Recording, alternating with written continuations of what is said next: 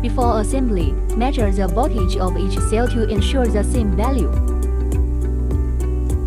Place the epoxy boards. Note that the bottom two pieces epoxy boards do not need to be taped.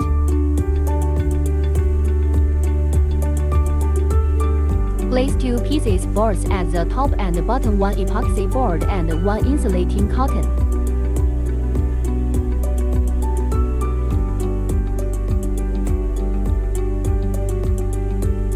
Place the battery cell as shown on the left. Pay attention to the order and put a piece of insulating cotton in the middle of the two pieces cells. Use M6 screws to lock the front baffle, leaving no gaps. Put insulating cotton on the back of PCB A and B.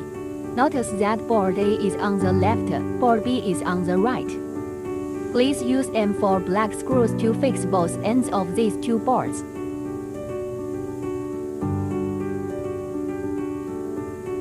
Place the connector and terminal and lock the nut as shown.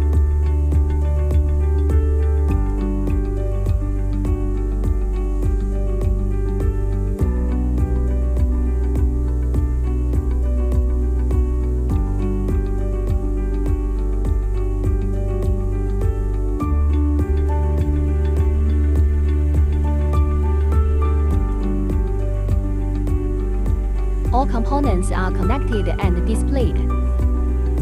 Connect the terminals as shown in the figure.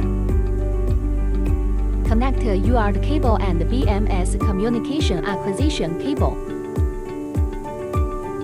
First, remove the nut, then install the connecting wire, and finally fix it with a torque wrench. The recommended torque value is 6 to 8 ohm.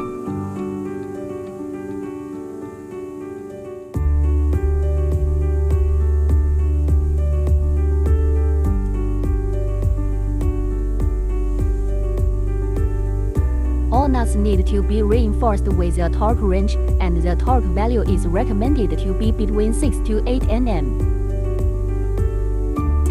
Install fire extinguishing devices.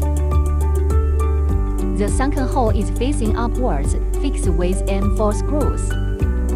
Our power button has been upgraded to have an indicator light. Display of screen content when stacked in a single layer. The first startup requires connecting to the JK-APP for debugging.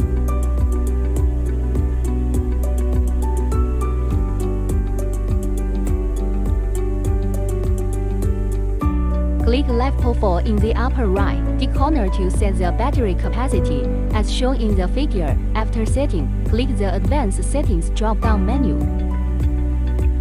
As shown in the picture, set the continued charge curve A to 150 and click OK. Open setting and set RS485 protocol node. Set it as 015 GK-BMS PBXX series LCD protocol v1.0. Assembly completed. If you want to know more about our product, please contact us on nrlibaba.com.